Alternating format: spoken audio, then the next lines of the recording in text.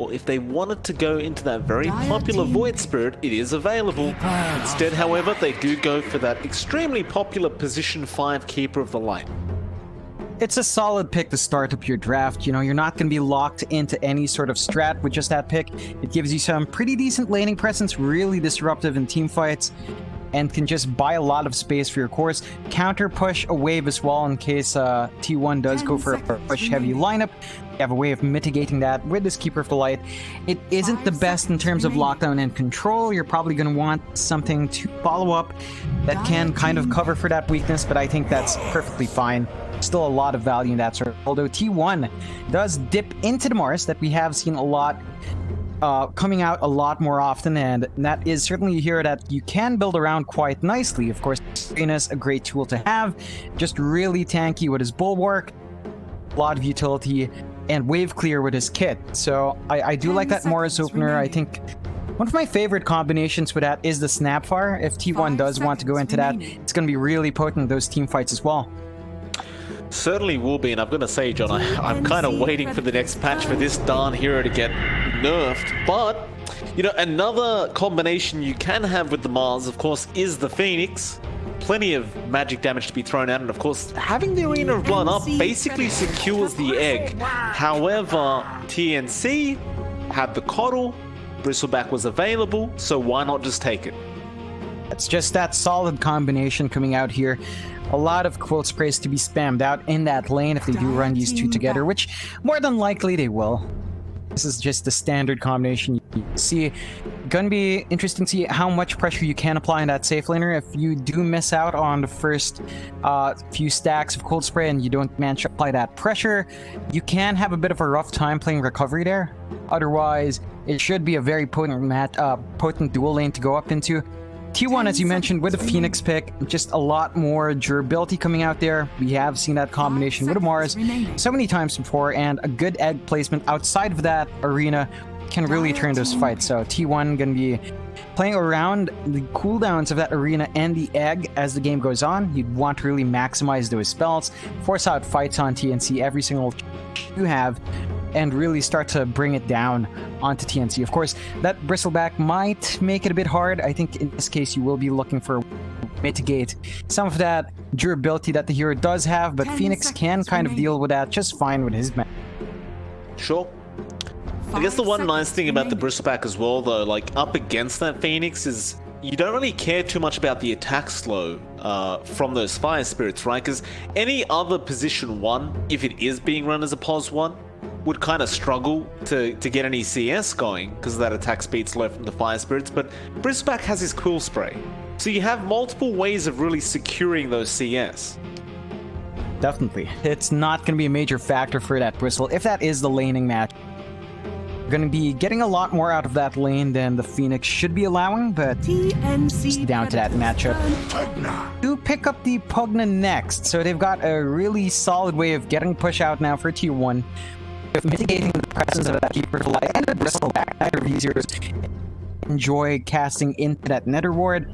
Of course, you have a nice way of keeping that Bristleback in his place, getting the disarm off so he doesn't run around with his warpath, right-clicking down. You have ways of dealing with that now with the Pugna, although you have to be careful with your spacing. Pugna does not enjoy getting any of those Quilt Spray stacks onto himself, not a very high HP hero, so T1's going to have to play a bit with her spacing. TNC, they do take the Snapfire for themselves, which is interesting. Obviously still a very potent hero, and I guess it does work quite well with the Bristleback. Just, you know, being able to cook him forward and just getting a nice stun off, which really allows him time to get 2 more Cool Spray stacks. Thing is, though, with TNC's draft on, if they're going to run that Snapfire as another support, the support duo kind of looks a little bit weak, does it not? It's not the most synergistic duo. I think you do have a lot of potential with the Will-O-Wisp and the Kisses, although whether or not you can get that out every single time is a different question, as I like the response here from T1. Faceless Void pickup does tie in nicely with what they're trying to do. They have excellent team fight. They are going to be tied into the cooldowns of all of their spells, but I think there is potency there if they can play around the timing of their Phoenix, their Mars, and the Faceless Void. They're going to be just fine, although there are going to be issues now. TNC immediately picking up that Beastmaster in response, a really good response to that Faceless Void. It means it's just going to be that much harder for him to get a safe Chronosphere out. He's always going to be conscious about where that Beastmaster is, whether or not he's going to be roared up, because once you throw that Chrono out, Beastmaster is outside, always be the first target, and get that stun off, well, it's a wasted ult, basically. Sure, I can't disagree with you on that. That Beastmaster is going to be a real problem here for the Void. TNC Predators turn to ban. See if they can catch the Beastmaster out on these Chronos though, because that's generally the idea. If you can get the Beastmaster in the Chrono, you won't really mind.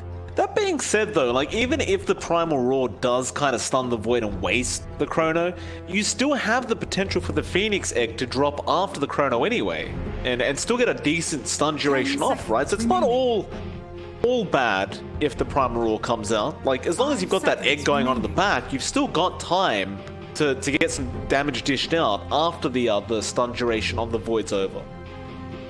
Definitely. It still is a waste though. Like, you know, you're still wasting that Chronosphere. I don't think you'll ever be happy if you drop that Chrono, and even if the egg's going on in the back, the arena's on top, you'd rather not. I think the Beastmaster is always going to be a priority target for that Void to catch in Chrono, which is going to be a bit tough to get done because now you have this Phantom Lancer as well that you're going to have to try to catch up, because if you don't, he's going to have free reign to dip in and out. You don't have the best control from T1 right now. You have the Mars Spear, Phoenix Egg, and Chronosphere, really, that can put that Phantom Lancer in his place, and he's a highly slippery hero. So that is going to be a bit of an issue for T1. I don't think they're going to have too hard of a time clearing out the illusions. They have the Mars, they have the Phoenix fine as well, and the Pugna can clear out some of those illusions and help you isolate the real one.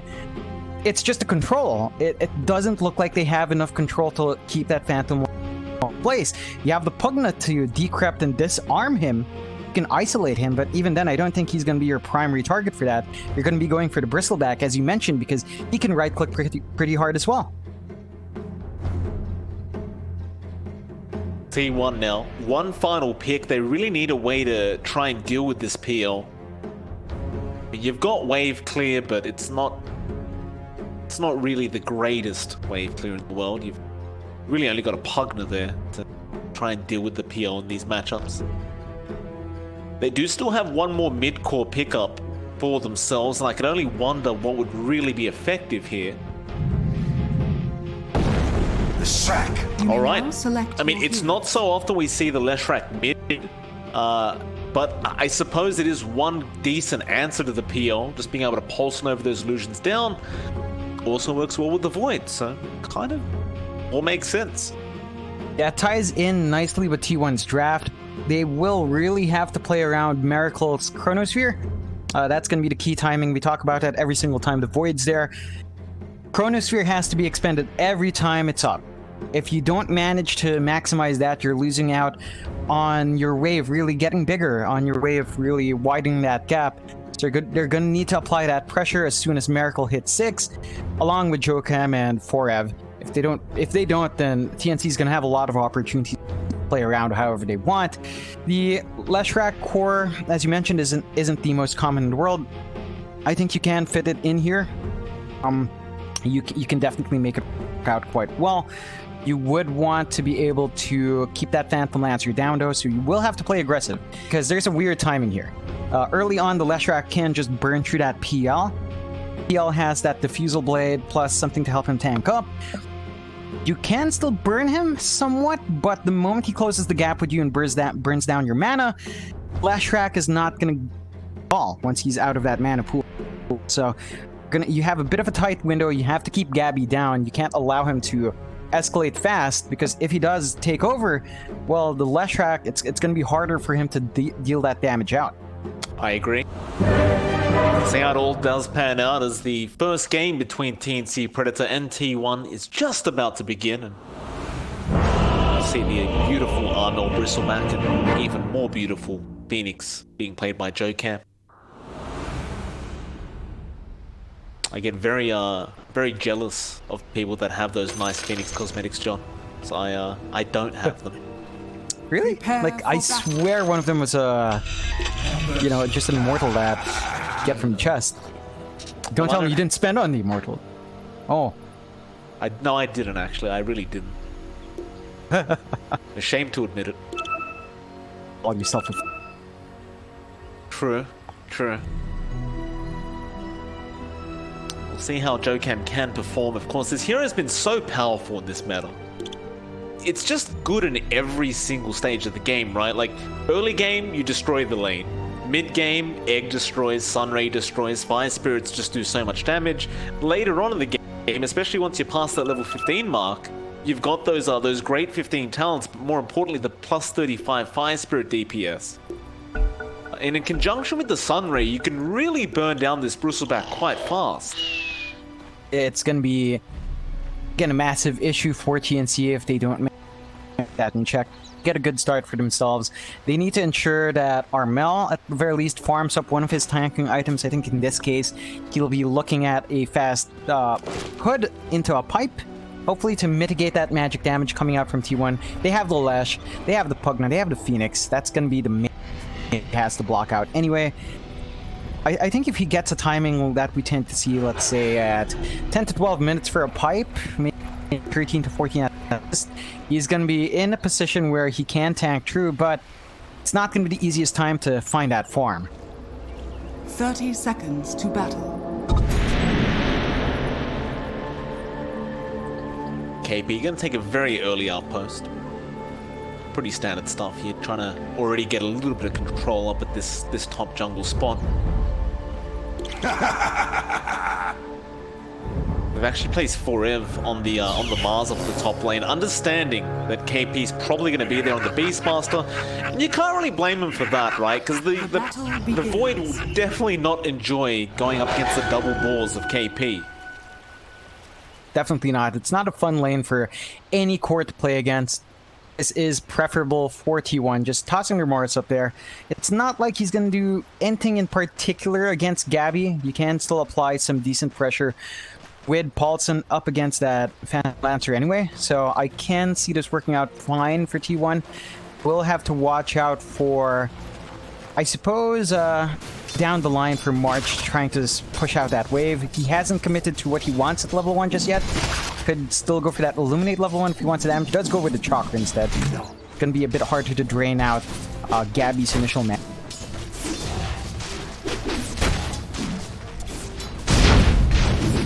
Of course, you have that level 1 Nether Ward from Paulson, just to be really frustrating towards March and Gabby, and it only makes sense having the Nether Ward level, because that, you know, when you level up Chakra Magic, it indicates you plan to really spam your abilities. Paulson can just get extra value every time they try to do that, though. You also keep Miracle quite safe on the Void. Standing, they're always going to be a little bit afraid to throw the lance out.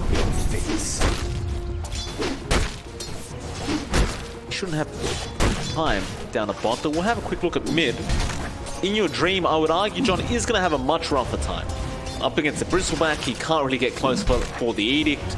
He's always going to stand back in case of that Cool Spray, and at least he does have the Magic Stick up already, but this is going to be pretty rough up against Armel. Yeah, it's not a very good lane for the Leshrac, of course. You have to be very conscious about your man pool here. Once Armel is down, not going to have as much harassment to pump out onto IYD. So that is something in your dream can just wait for the mana to tick out, and I think just happy enough to try to shove out his wave and get some last hits that way. The only problem is, though, you're going to have a Soul Ring coming out on Armel fairly quickly. Like, I can't imagine he's going to run out that much. I don't know if that opening's really going to be there for In Your Dream. Like, if he doesn't really slow down the Soul Ring timing, which, as it stands right now, Armel is at the top of the last hit scored, so I can't imagine he will.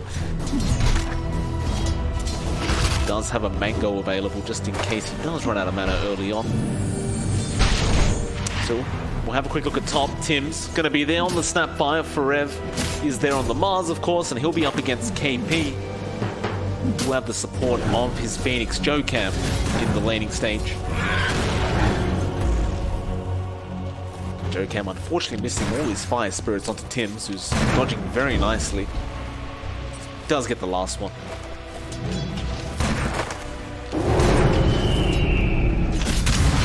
Icarus dive Jokam, that was very dangerous of him. Scatterblast does go out. Tims has Cookie and KP will be there to follow up. First blood. Jokam, I don't know why you go for that dive. It was only level 1 anyway. It's 10 damage a second. Yeah, that's an interesting move to make, rather questionable honestly, and it does give him a bit of a reset at the very least, so he goes back in the lane, fully filled up, ready to try to pump some harass out, and taking attention away from Forev, who's basically had a free lane up top. Definitely is far away and ahead from KP at 22-6 compared to KP's 15-2, so he's had a great time on this mark. Gonna try and apply even more pressure as bot lane. Gabby does start falling quite low to Miracle.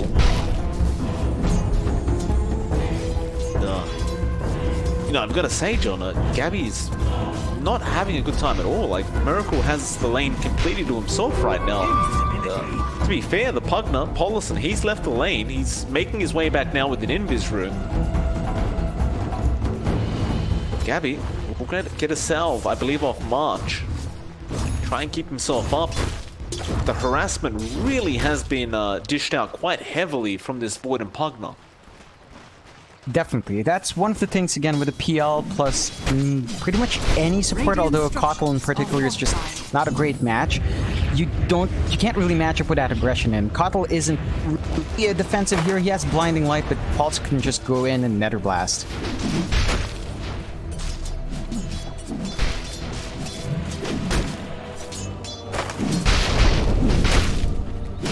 Bash is going to be so frustrating for Gabby. He gets another one.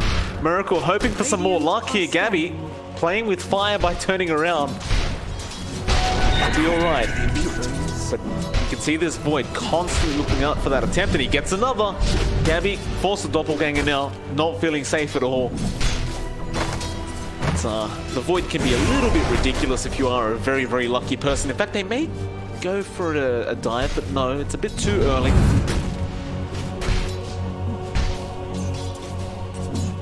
But you're still free farming on the Void. Like, you couldn't ask for more if you are T1. Definitely not. It's been a good time here for T1. I think the pressure being applied onto Gabby is exactly what you want. You don't want to give him any room to start farming up, to get the space he needs to get a good timing in his defusal. Again, once that defusal's up, you're basically looking at your Leshrac completely out of the picture for the most part. He's not going to be able to sustain his mana to get that damage out, and you're really depending on that Lesh to help you isolate and pick out who the real Phantom Lancer is in that mid-game with his magic damage. Now in your dream, spotted out March, and well, he knows that there's a bit of stacking going on here in the Radiant side jungle, so he will come clear that out. While bot lane, in fact, Gabby fell very, very low, and he actually TP'd all the way back to the fountain. Seems like a pretty huge loss, as he's going to have to walk his way back to another lane, and looks like he may be switching. He's going up top now. Just not being able to sustain at all, but I don't think he's going to have a much better time up against Forev and Jokam either. It's not an easy... Mid lane, in trouble. Illuminate does fly through, although Armel falling low, but not low enough. The T1 should clear him up, and there was an Icarus snipe just in case. Now the Sunray will come out from Jokam, and they're going to try and find a secondary in the form of Tims on that snapfire, though Tims may get a courier for himself if they're not careful with that. Polison going to keep moving forward, has the Nether Blast, but won't commit. And, you know, Tim's mount is running in a very strange way, John. That's not generally how it should work. Tim's still trying to run Polison. Has the brown boots. Tim's does at least force the split goal between the two, so it's not quite as nice as Polison would have enjoyed it. Definitely not. A bit of a waste of time still. They do manage to, at least in the end, trade heroes in that sense. But overall, I think T1's still going to be happy. They did manage to clear out Armel. At the very least, they managed to still get that kill. They got the additional kill on the support, so gonna be a bit happy. Once more, you take a look at TNC. They have switched Gabby up top, as mentioned earlier. They still are keeping KP around, so trying to give Gabby that good lane he needs. And this is certainly a lot of investment, but the PL does take that much to keep up. Well, in all fairness, KP does have the Primal Roar, but now Arena comes out, so he may have to commit, but he won't have time. The stun was there. The God's Rebuke, more than enough to burst through the Beastmaster's HP. And without that Beastmaster, Ferev should easily be able to bully this PL out of here. Just needs to have that God's Rebuke back. Gabby trying to fight, spear comes out, it's a lot of damage on Gabby. Ferev doesn't really have the Soul Ring yet, so can't do too much, and in fact Tim's is going to rotate. With an Invis rune, but won't make the jump. And well, they're actually going to continue this tri-lane. With the Primal Roar, Ferev should be okay to take down, and it looks like they will have the damage output. And perhaps now they can force down the T1 tower. That should give them a free lane once they take that objective out. Again, the key here is to give Gabby a lane where he can just farm safely. And there's just nothing in the bot lane. It's a dead lane for him. He can't contest it. He can't hold his own against the Void. I have to say, though, T1 has been holding on to that Chronosphere from Miracle for a while. So he TP's up top. It's coming.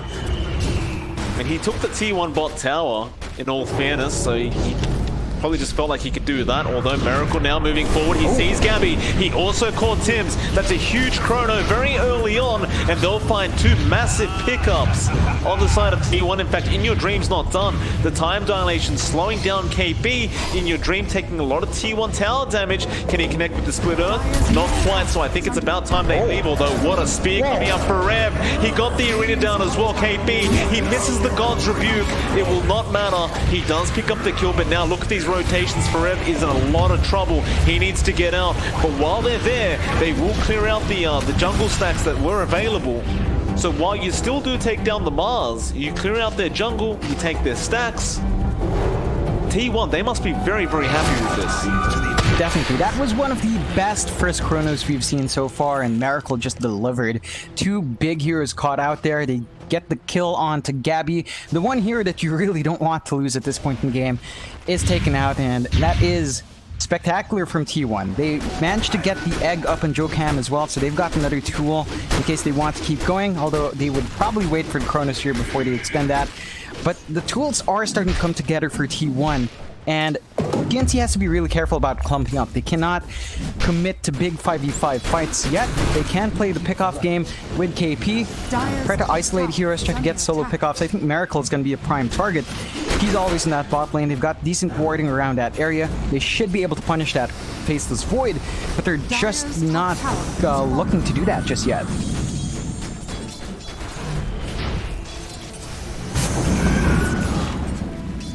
Looks like March is trying to force in that T1 mid tower with Illuminate, but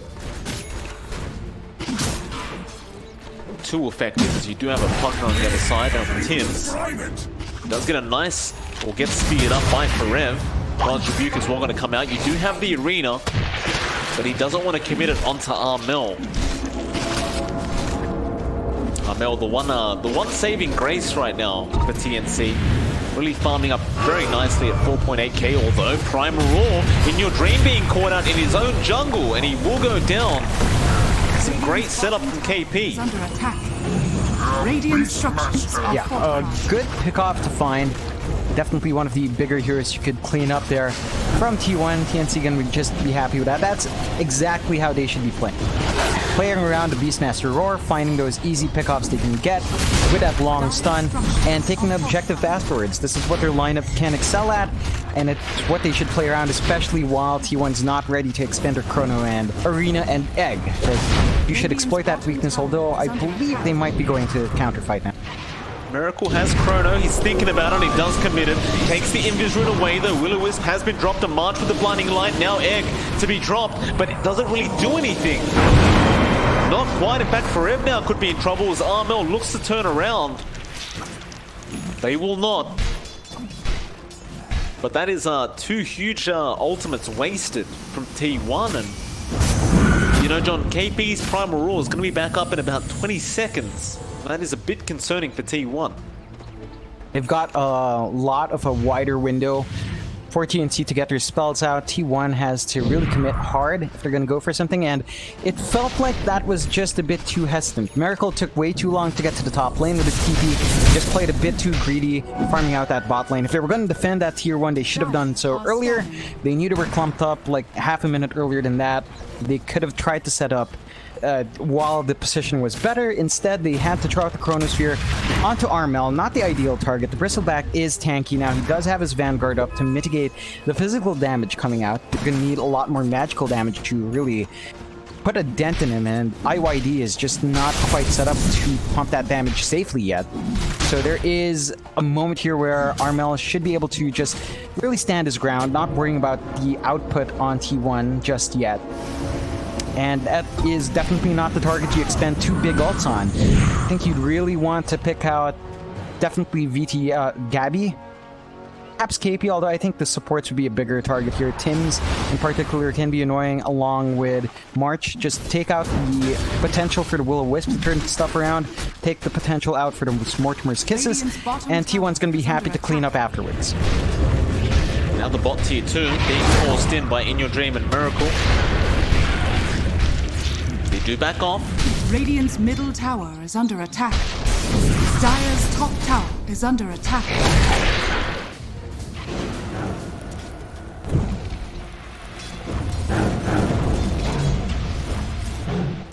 They really want to try and force down that T1 mid, it seems. Of course, that does open up the map for T1. Considering you have a Pugna Leshrac, you really want to try and get that soon. They are going to try and force it down now, though. This could be a big team fight coming out as Armel will show himself on the Bristle. KP will TP in. And although they get it low, they just can't finish the job off. I don't think that's too big of a worry for They've got the Ether Blast in case they are forced to deny it anyway, because it is low and you have the Pugna around that can threaten it, so just taking it out, take the gold away. That does mean you lose out in the control, but you immediately smoke up. However, the PO has been caught out top lane. In Your Dream does land a split earth, and that's Gabby dead without even an ultimate committed. That is a pretty big concern if you are TNC. As Gabby's already had a hard enough time farming up, and just losing his life like that before he gets his defuse is never good though. Bot lane, who have they found there? It is Miracle. So the pos ones get traded. It did cost you a Primal Roar, but I believe that would be very, very well worth it. Definitely. While that was happening as well, there was a bit of a chase. You did see March getting jumped on by Forev and Paulson. Not quite enough damage for some reason. They missed out on the spear, so March could just walk away from the arena. That was the arena drop as well. So a bit of a cooldown that T1 would have to wait for if they wanted to play around that. Still, that should allow TNC to get some chip damage on that bot tier 1, but not for too long. Their push potential is great with KP, but they still have to worry about the Chrono and the Egg that are still available for T1.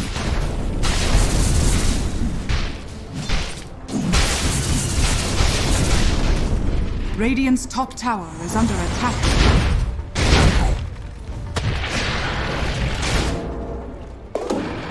Outpost trying to be taken back by TNC, but T1 do show themselves and do force them back a little bit. You're always afraid, as Miracle does have the Chrono available right now. Definitely wants to get it off cooldown if he can.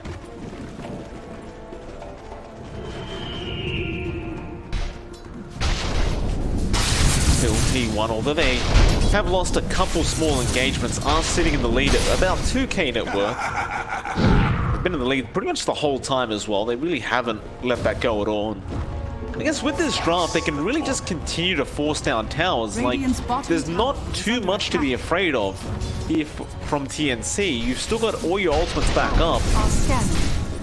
They are taking their time with it.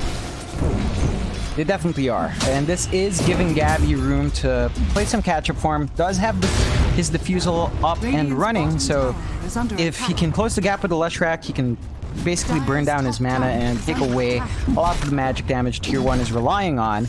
But I don't think that the defusal is going to be enough by itself. Perhaps by the time he picks up his Hood of Defiance, he's going to be in a much better spot to start applying that pressure onto the Lesh. Still, F1, still taking your time. They are slowly just nether blasting away on bot tower. At the very least, they have IYD around with the eyeball beating.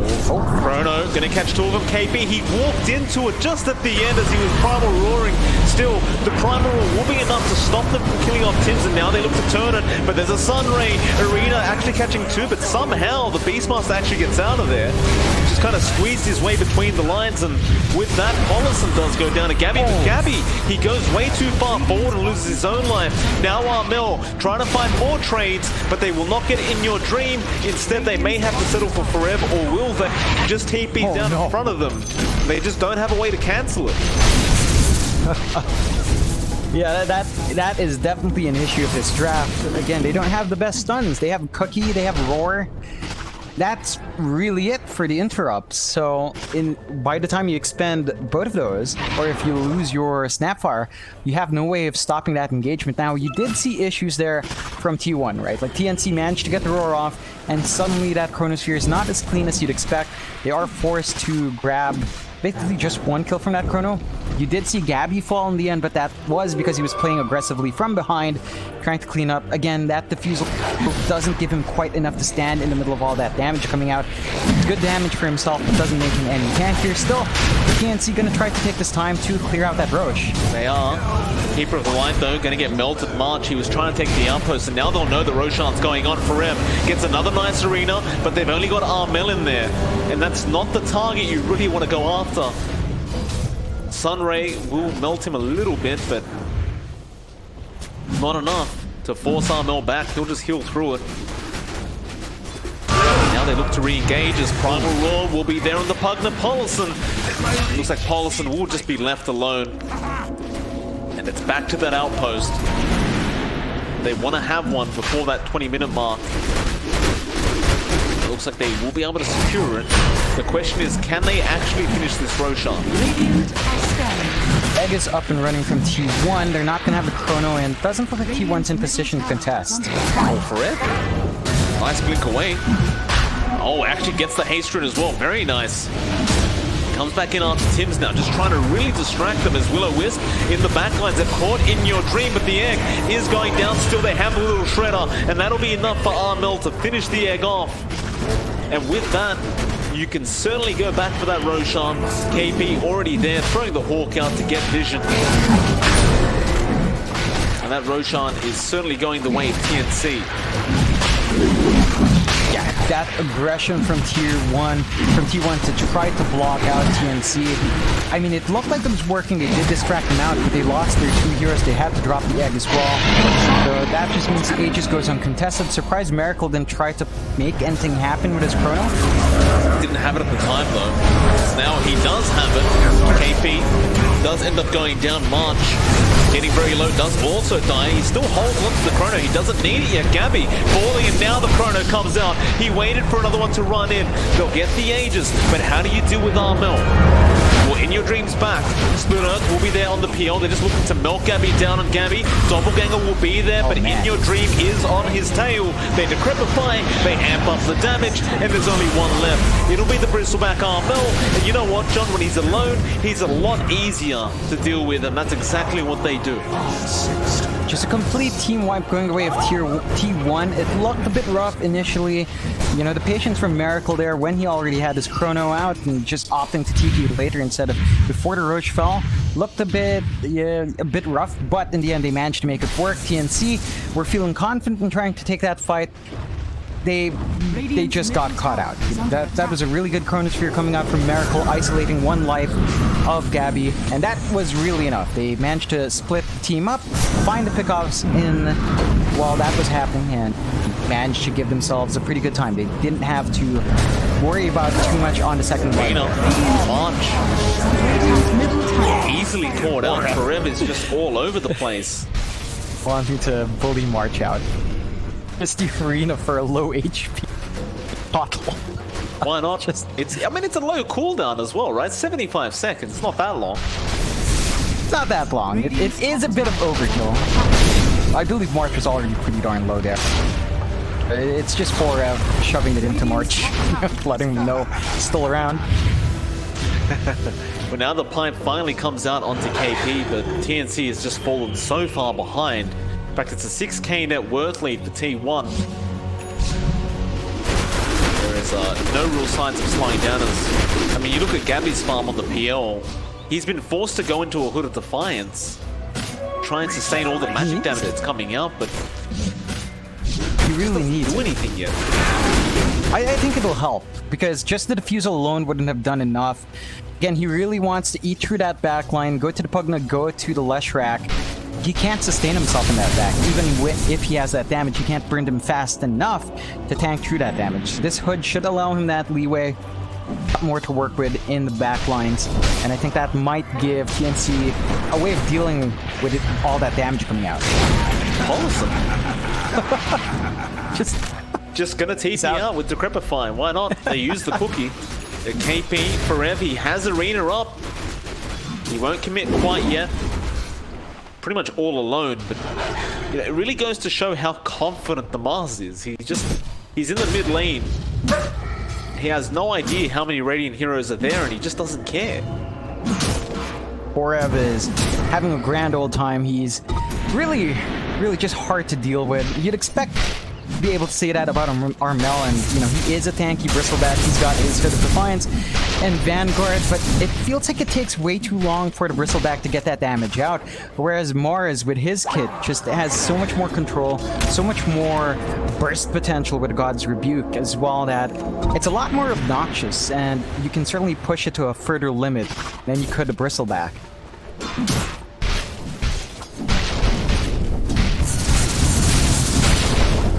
Miracle now as well has the full Mjolnir up and does have, well, he already had his BKB, but he's just looking bigger and bigger every time we look at him. It's like he is going after the Satanic next, and it's just TNC. I wonder how much longer they have to try and farm up here. As I mean, Armel, he's got a Lotus Orb now. That helps a little bit, pushing up against that Decrepify off the Pugna. And now Forev just holds his shield up, and they are looping from behind as well. It's all a bait here. Miracle, he jumps on the high ground, spots on Armel. Armel's not really afraid, but now the arena's been dropped, so he's trapped in there. Do they have the damage? Primal will come out onto the Void, but now he can just Chrono. Miracle's still not throwing it out. He's just holding on it now. The Chrono comes out, though. The spear knocks out Armel from the Chrono spear, so Miracle, he goes after the Keeper of the Light. March, falling low, does go down. A bit of a mishap there with the spear, but I guess you find something out of the Chrono in your dream. Doesn't manage to find KP. T1 still will maintain the advantage in this game. Definitely. I mean, they still found a kill. They were forced to use their ults, and it doesn't quite pay off. That was a pretty good bait from Forev, baiting his team into dropping all the ults to get the spear out. To drag Armel out of that, saving Armel. Truly the MVP in that fight.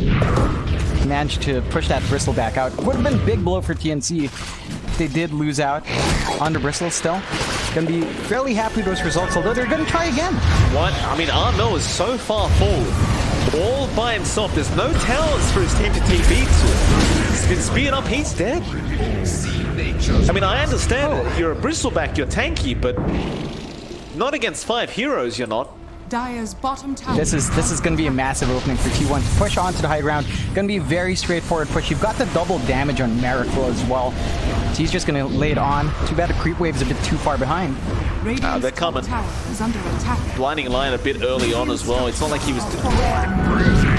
Dire's middle They fortified. tower is under attack. There's nothing there, guys. There was nothing there. Well, that's a huge loss. Now the Rax is over. I'm not sure if that was a misclick, but there was literally 0 creeps. They were doing 0 damage.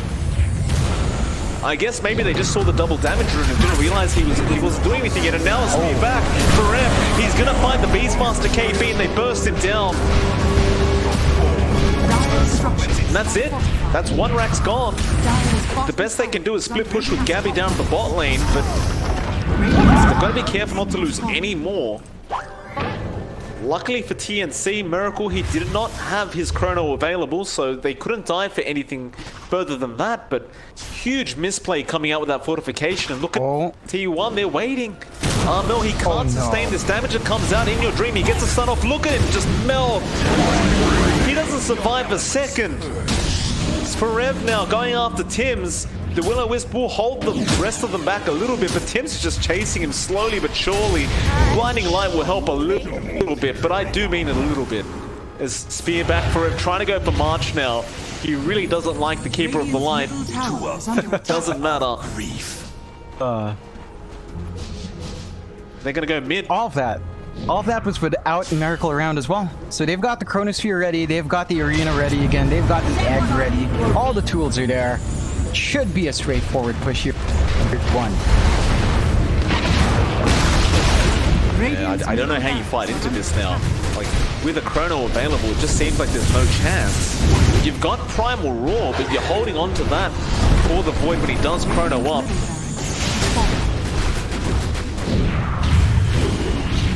With that, T1, they're still being very, very careful about this. They're not pushing too far forward. They may just wait out for that repair kit.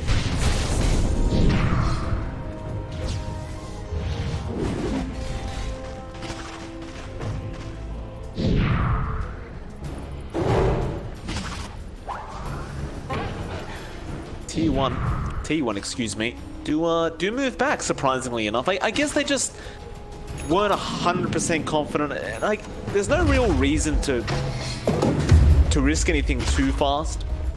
You've got a 16k net worth lead, you don't want to give any of that away. In fact, they may find their opening now anyways. The smoke is going to be there from TNC, but Tim's reveals it. He does go for that mid creep wave, and they know Forever again puts his shield up, trying to bait them forward. They're looping all the way around the Roshan pit. Do they find it? It's a long walk, TNC. Be nice to find Joe Camp to start this team fight off. They're losing their melee racks. Yeah, they've lost their racks. And now Armel shows himself. Miracle just looking for the Chrono. There's the Primal Roar, but he's already BKB'd up. And now Paulson will just heal him up as the Chrono does connect on 3 of them. Miracle found everybody. And with the Sun Ray, the Beastmaster will melt. KP is gone. He'll buy back. They do at least find Paulson, and Forever is also falling low. But you've lost Armel on the Bristleback. Does he buy back into this? Well, Gabby's about to drop, so I think he may need to. Or perhaps his game might just be over as Tim's. He's melting to In Your Dream. He goes down.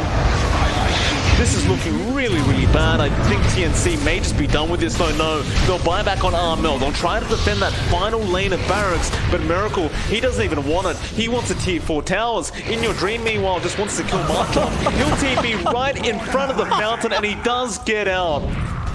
Oh, man. And that is going to be one of the most demoralizing things I've ever seen. Can I just say, that is classic Indonesian Dota. Diving the fountain and managing to TP out. That actually pays off there, IYD. Good work. Baiting them into those buybacks. I mean, Armel does stop the push, but that's all they're going to find. And T1, they did drop a couple of heroes there. They're still going to be very happy with how that turned out. Of course, they did force the buyback on Armel. That is going to give them a bit of an opening. The Roshan's back up.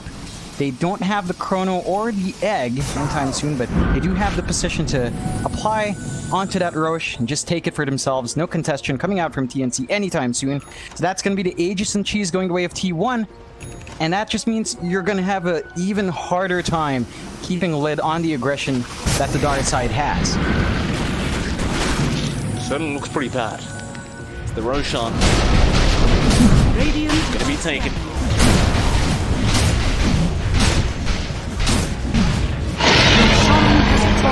Now the immediate smoke up, Armel will break it. Miracle does not have Chrono, but they don't care. They have Arena, it'll be good enough. Armel trying to slow them down. They want KP. Primal Roar will come out immediately. Now the Will-O-Wisp also being dropped with the Egg is there. Can they protect? They cannot. Joe Camp does die. This could be the team fight TNC needed as the Will-O-Wisp is still holding everyone in, but they can't actually get the damage, and now they're on the cliff. Why are they on the cliff? They got pushed. Armel is just a sitting duck as Tim's trying to run away, but the Pulse Nova from In Your Dream will burn him down, and Everyone is just dying. They call the GG. Oh man. And for Rev, One. was that his spear pushing them up, Yeah. or was that the God's Rebuke? One of those two.